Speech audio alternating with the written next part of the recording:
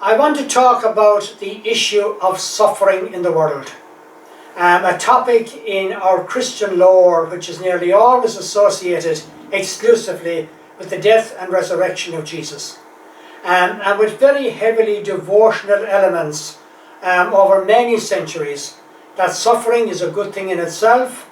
The more people suffer, the holier they will be, the better their chances of obtaining salvation hereafter. And then of course the wider notion of the theory of atonement as a kind of a theological background to all that.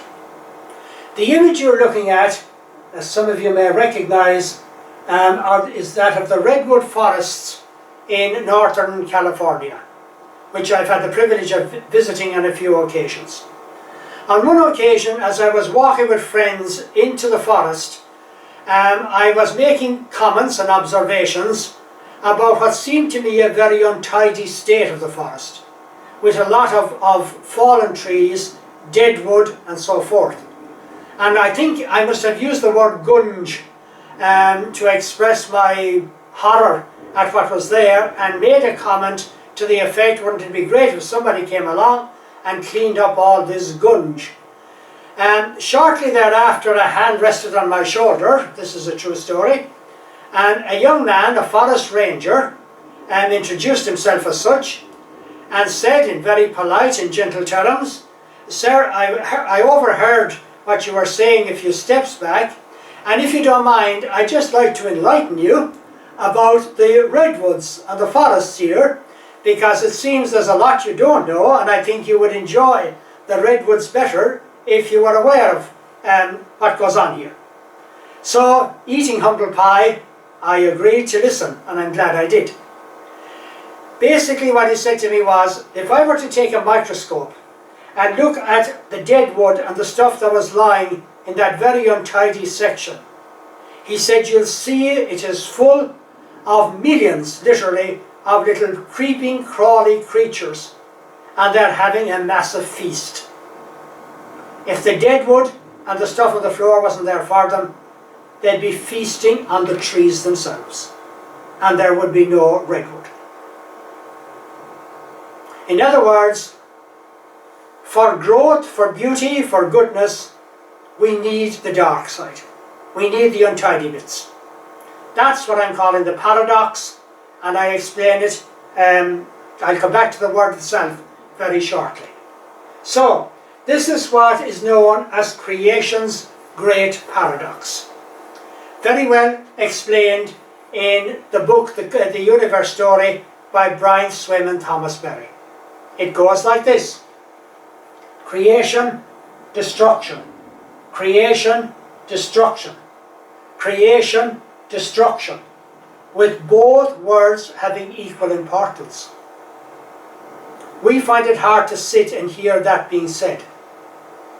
The other naming, birth, death, rebirth, death, rebirth, death, with death as a necessary dimension and with a positive meaning.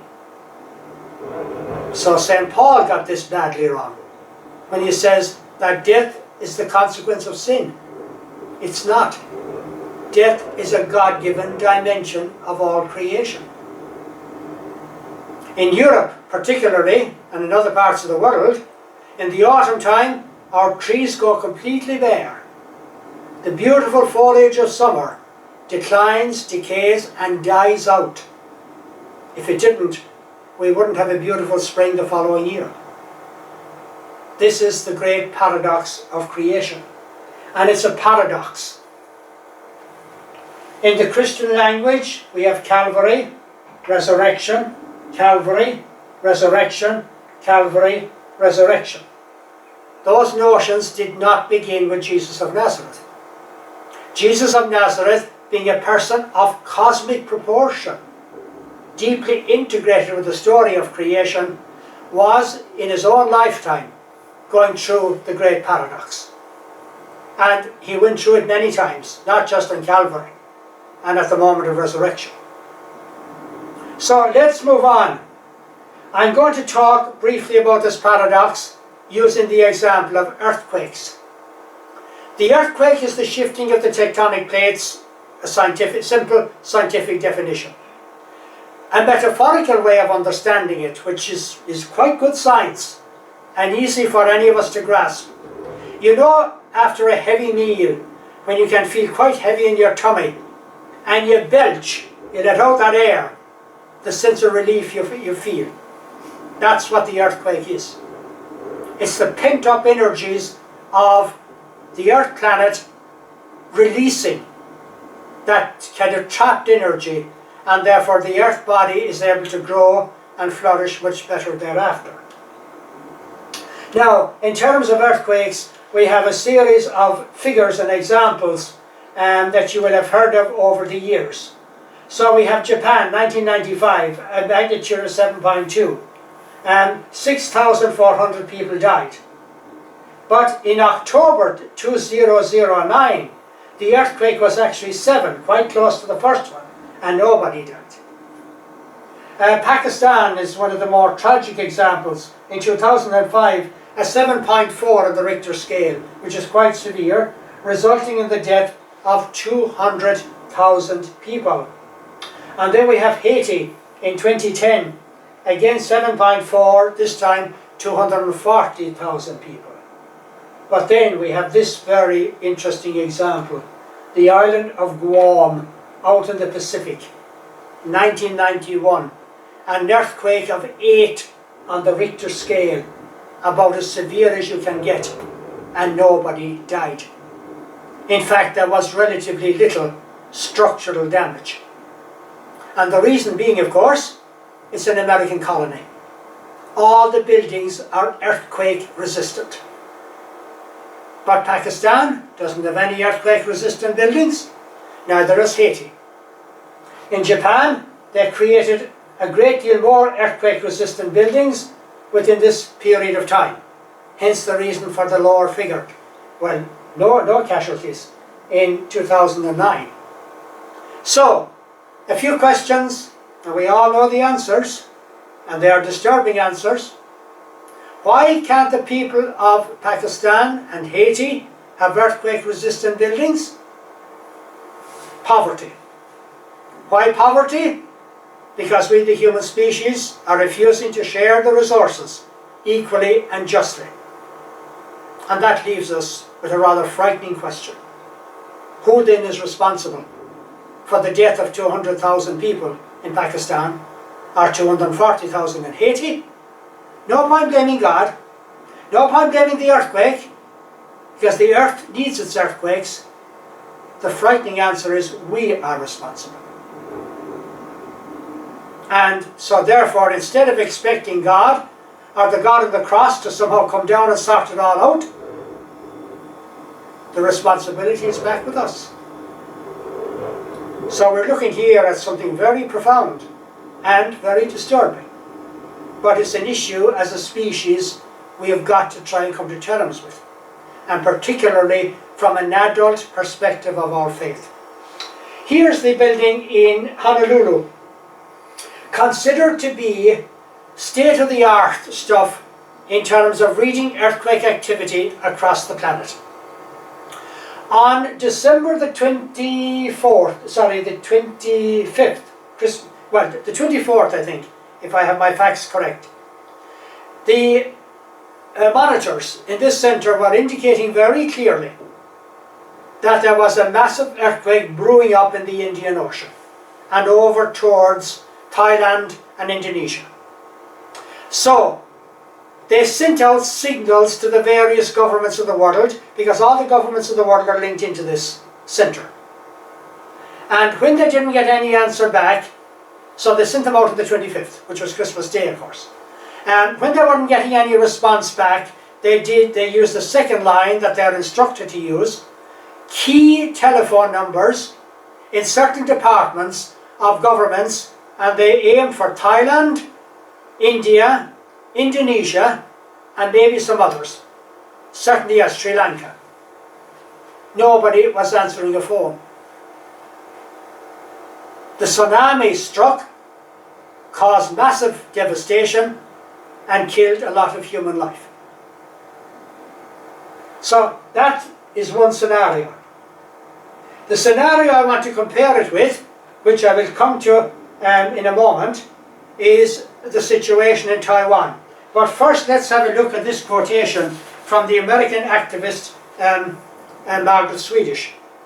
She says, "What happened on the day after Christmas in 2004 was necessary for life." That may be hard to hear, but the kind of earthquake that created the tsunami is literally something the earth needs to do if there is to be life.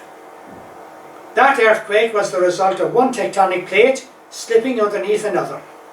It is a form of recycling. That's another way of understanding it.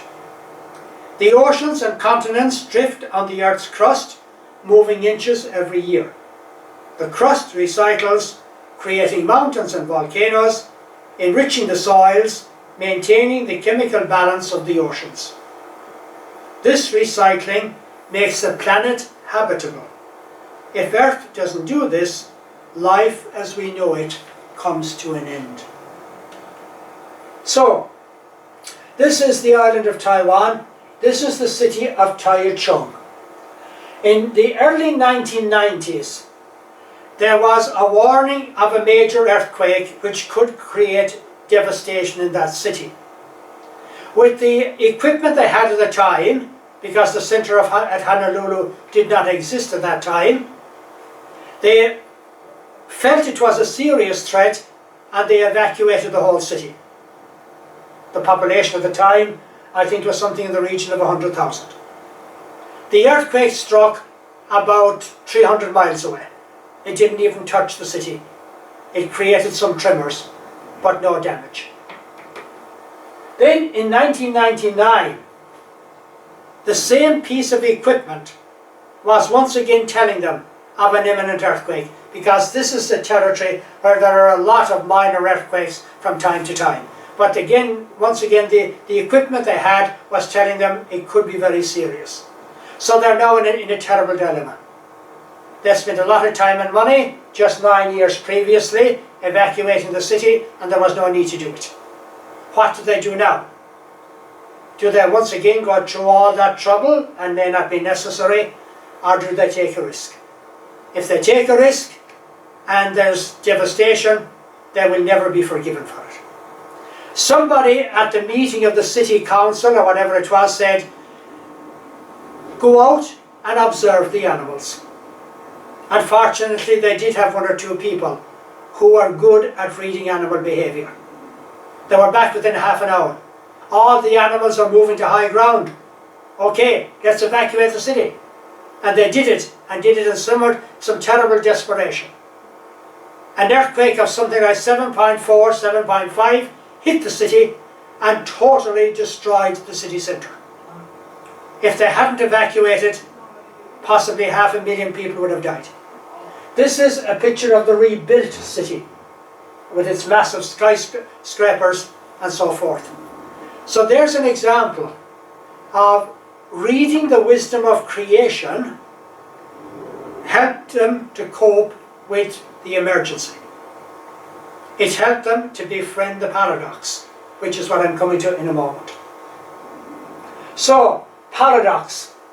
This huge distinction then between paradox and flaw. In our Christian language, flaw is often associated with original sin.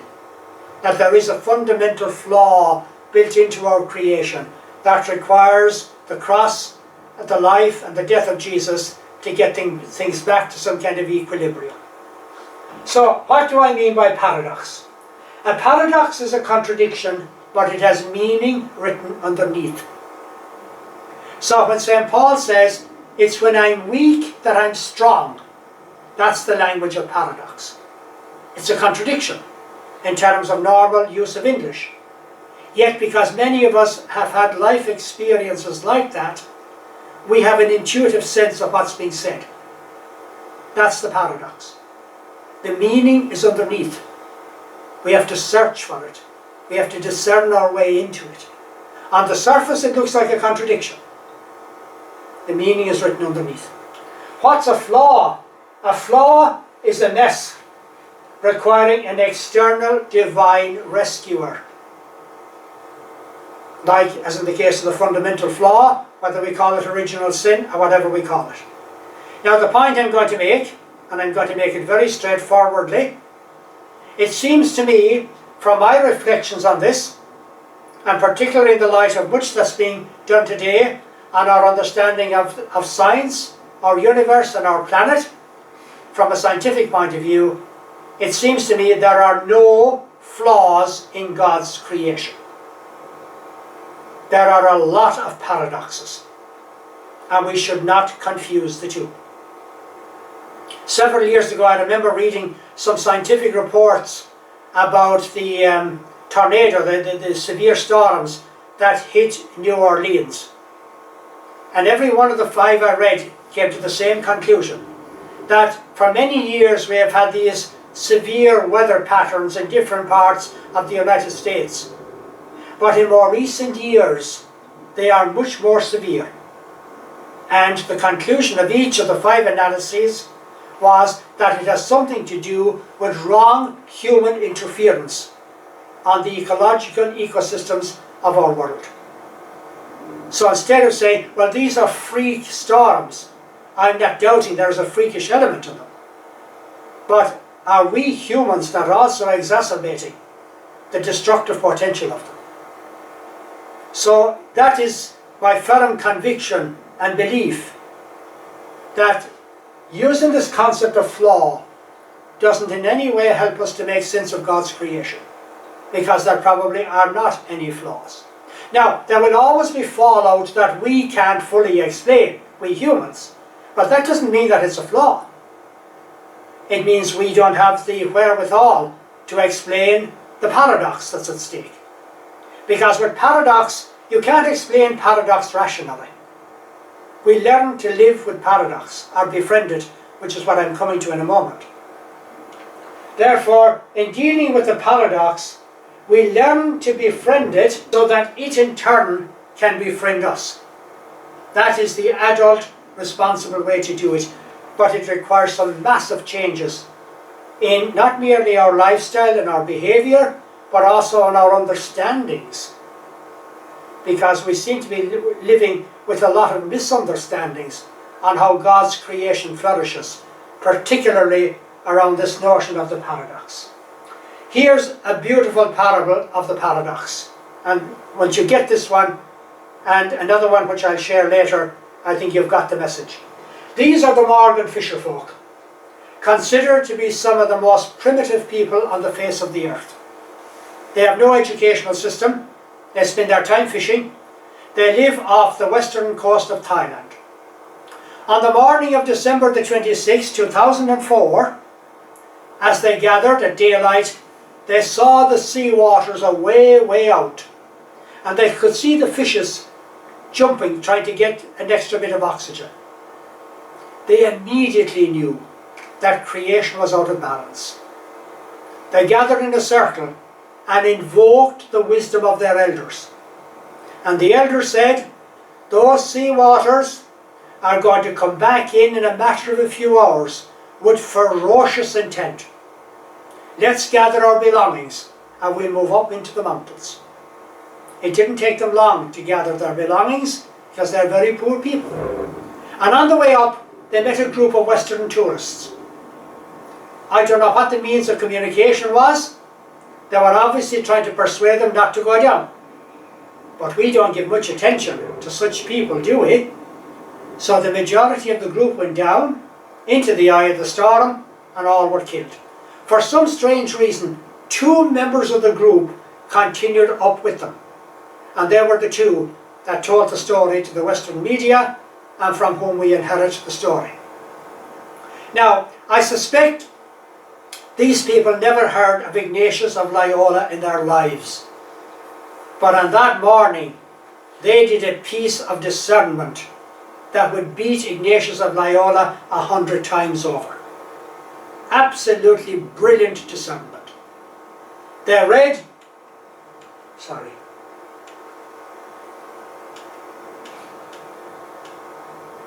what am I doing? I beg your pardon. They read the reality of what was going on. They read it in a very discerning way. They made a decision. They didn't battle with the paradox. That's the important point. They befriended it, and it befriended them. So, once again, a quotation here, this time from Elizabeth Johnson. Empowering the world from within, the Spirit not only grounds lawful regularities, but also embraces the chanciness of random mutations and the chaotic conditions of open systems. Our world is an open system. Unpredictable upheavals might be destructive, but they have the potential to lead to richer forms of order. In the emergent evolutionary universe, we should not be surprised to find divine creativity hovering very close to turbulence. Now, this is my second example, also quite fascinating. So up in northern Burma, or today they call it Myanmar, there is this breed of black rat. And there is a particular bamboo plant which only produces fruit once every 48 years. It's known as the Mautam. And when it does produce this fruit, the rats absolutely love it, and it drives their fertility sky high. So they produce at an enormous rate. And such is the population of the rats then around, they can consume a rice field in just one night. And on previous occasions when this happened, whole rice fields were cleared and now people actually died of hunger. So the last one was in 1950. The last one was in 2007. The previous one was in 1959. So after the 1959 one, the government of Burma, or Myanmar, said we have to do something about this. And perhaps what we should try and do is exterminate the rats completely. They brought in an Australian scientist called Ken Alpin, who is a specialist in rats, with a view to getting professional advice on how they could eliminate the rat population. Very interestingly, he said to them, think twice about this. If you eliminate that strain or that dimension of your ecosystem, you have no idea how much other many problems you might be creating, and you could end up with a situation worse than you have. And it was he who suggested, why not get your farmers, since this flourishing of the bamboo plant happens within a period of about 2 months, and it's the same 2 months each time. Why don't you get your farmers to plant their rice a month or two earlier? They will reap it a month or two earlier, and all should be well. And that's exactly what they did in 2007. They planted the rice earlier, they got it all gathered in, along comes the Mautam, along comes all these rats. They now have nothing to eat, so they die off more quickly. And the problem is solved, and there was no hunger, no human hunger, or human problem. Once again, so in the first case, they wanted to work against the paradox. He advised them, befriend the paradox, and you'll have a better outcome. A simple but a profound lesson. This quotation from the late Judy Canato, one of the most beautiful images brought to us by the Hubble telescope is that of the supernova. Brilliant and explosively dynamic, a supernova is the death eruption of an old worn out star. Our own solar system came from such a dying star. Suffering and death, it seems, are integral to evolution. And that now becomes the question which I want to speak to briefly in a moment. What then is the quality and the quantity of suffering and death that are integral to creation? And how then do we begin to discern our way in trying to address the meaningless suffering in the world, as distinct from the suffering that's necessary as part of the paradox? Paul Ricoeur, the French philosopher, and Gabriel Daly, the Irish theologian, both gave the same answer. Again, a very disturbing one for us to hear. that most of the meaningless suffering in the world is created by us humans. And I'm arguing that it's created by us humans because we don't know how to befriend the paradox, and how could we when we're not even aware of it. So major challenges arising here, and therefore requiring a whole rethinking on our Christian story around atonement, the cross, the meaning of suffering, and so forth. And so these then are the key points that I wish to make from the Christian perspective. Most of the meaning of suffering in the world is created by humans, by us.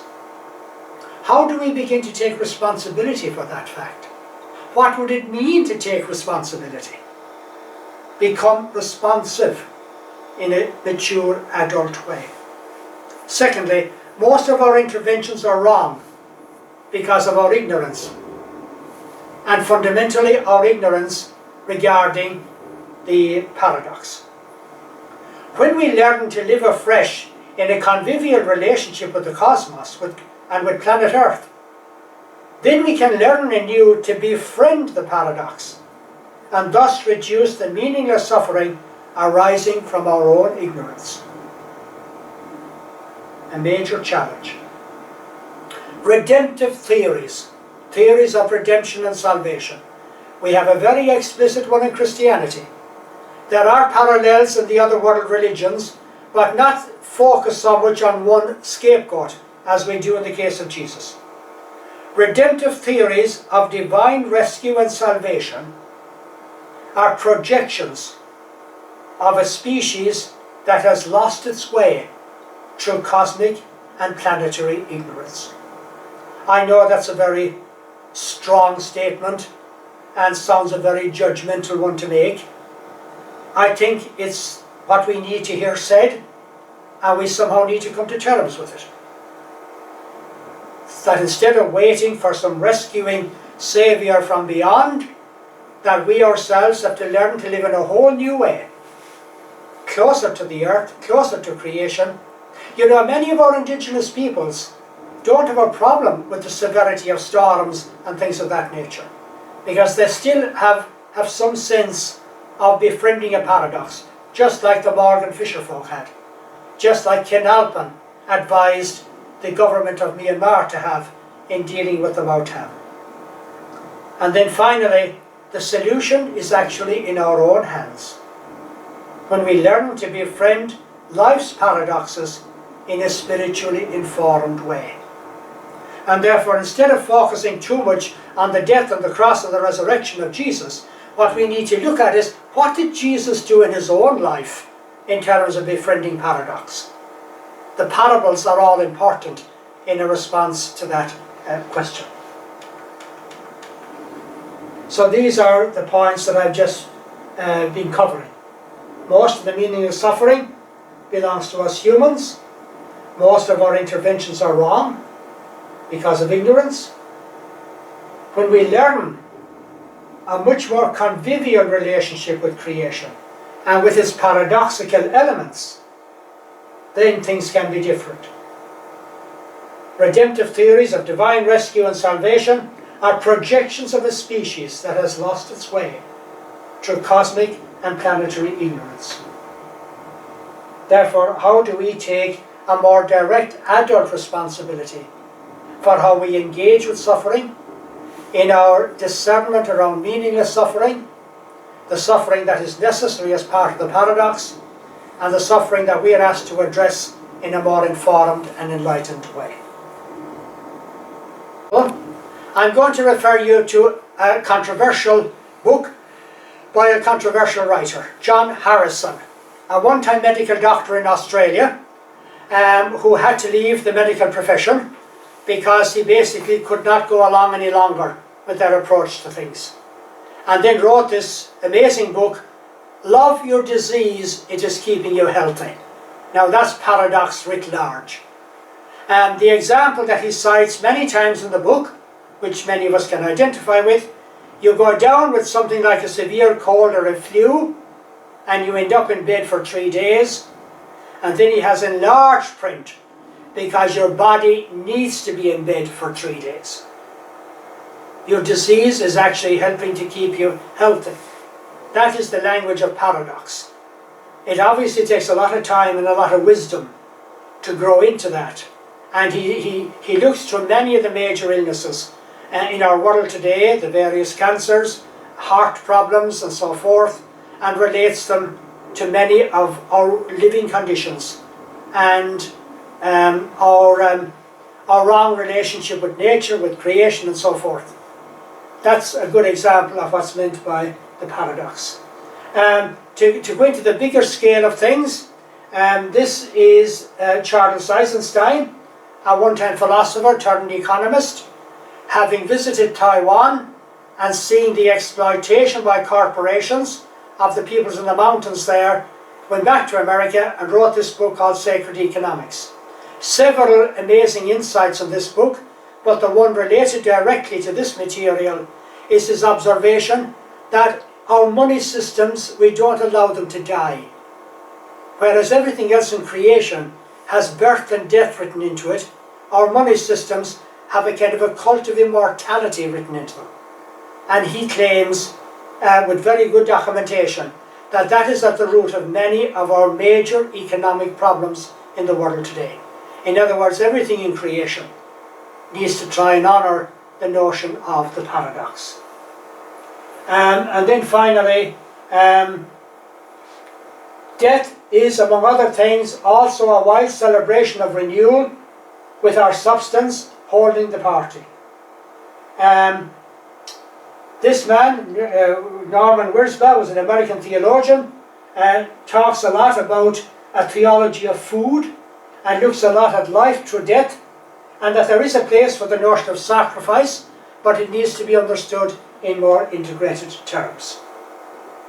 And finally, therefore, in dealing with death, in dealing with decline, in dealing with the paradox, the wisdom to be able to befriend is the wisdom we all need to pray for.